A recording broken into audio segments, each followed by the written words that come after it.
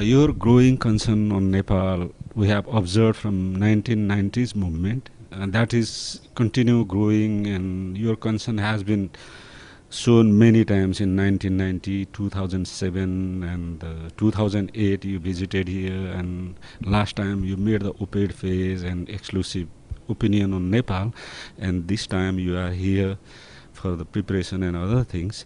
What, why you are so much concerned in this little and tiny country?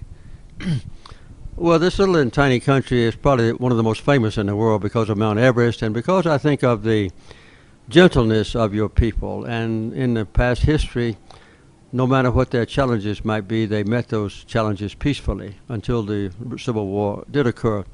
And then it's been very exciting to me to see the end of that war and the movement toward peace and the adoption following the, as you know, the monarchy of a genuine democratic process.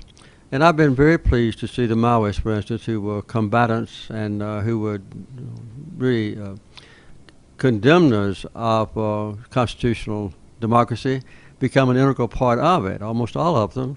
So these changes that have taken place and the beauty of your country, the history of your country, have all been inspirational to me. Another thing that I like to do is I just like to come here because I enjoy being in Nepal. And I hope to come back again maybe later on this year whenever the election is held. And also Carter Center is interested on the monitoring. We have read the news on today's newspaper. What type of monitoring you want to conduct, long-term or short-term? Well, we have 32 long-term observers here who are all over the country, and they go from village to meet with the people to see what's going on. And not only talk to them about political things, but also about social things, religious things, and economic matters, religious matters, health matters, so that I can understand, and the other people at the Carter Center, what is really happening here in this country. So we'll be involved with an increased number of participants at the time of the election when we have short-term observers.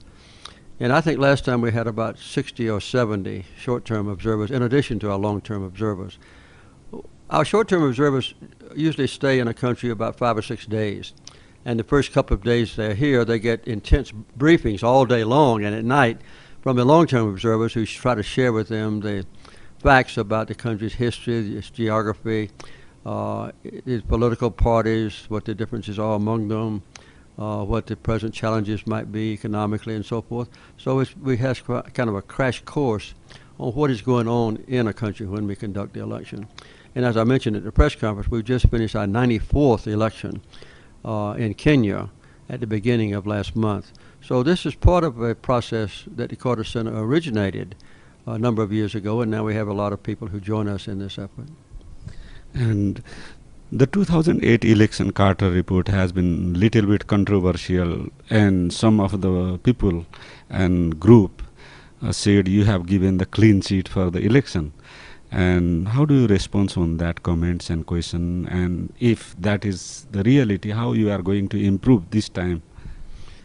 Well, I don't claim to improve because I don't have any apology to make for the 2008 report. If you read the preliminary reports, the ones leading up to the election, the ones after the election, you'll see that we pointed out very clearly the defects in the 2008 process. It was not a perfect election. In fact, we've never seen a perfect election. But what the Carter Center has to do is to make a judgment at the end of the electoral process. I would say, does the result of the election accurately represent the will of the people? Were there any substantial matters that would have changed the conduct of the election? And we know that the Maoists, for instance, did intimidate some people at the local village election. So did some of the other major parties, as a matter of fact. And some potential voters were excluded from the process because they were lower in the caste system, and there had been a history of letting the elite, the Brahmin class, run this country.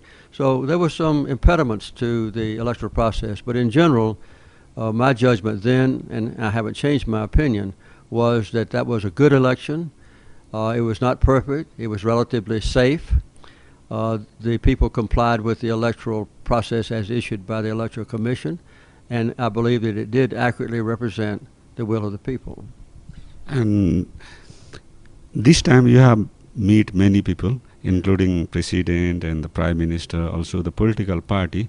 How do you find the mood of these people? Are we getting the real election in 2013? What is your observation? Well, I think it's accurate to say that most people share my concern that in the last 5 years, the Constituent Assembly has not been able to finalize a constitution for this country. And there's still some intense divisions, as you know, among the different political parties.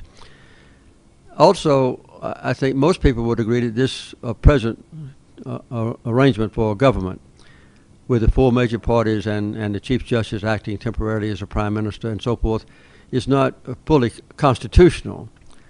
But I have come to believe, as have the leaders of this country, that this is a necessary temporary arrangement to ensure that during this calendar year that there will be a successful election.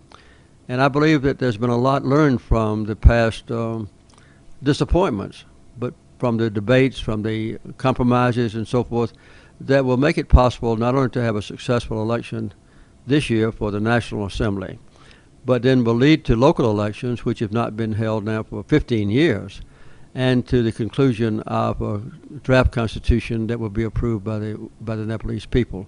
So it's not a perfect system. It's not one I would have preferred, but I think it's going to be adequately successful for the people. And I think in the future there can be some changes made in the laws to ensure more adequately that marginalized citizens of Nepal are treated equally. There's now a discrimination in the law against women, for instance, against mothers compared to fathers. And there's no doubt in my mind that the change in the ratio between first past the post and the proportional representation is going to be a negative factor in the percentage of women, for instance, who are in the parliament, and the percentage of Dalits and Janijatis who are in the parliament. So some mistakes have been made, but with the new parliament, that'll have a chance for the will of the Nepalese people to be expressed through their elected officials. My last question, it is very simple one. What do you want to give the key message to the people of this country, not the leaders?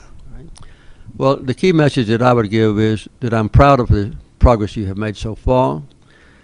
I acknowledge that some mistakes have been made and some failures have been incurred. I believe that this transient form of government is proper to have an honest and fair election.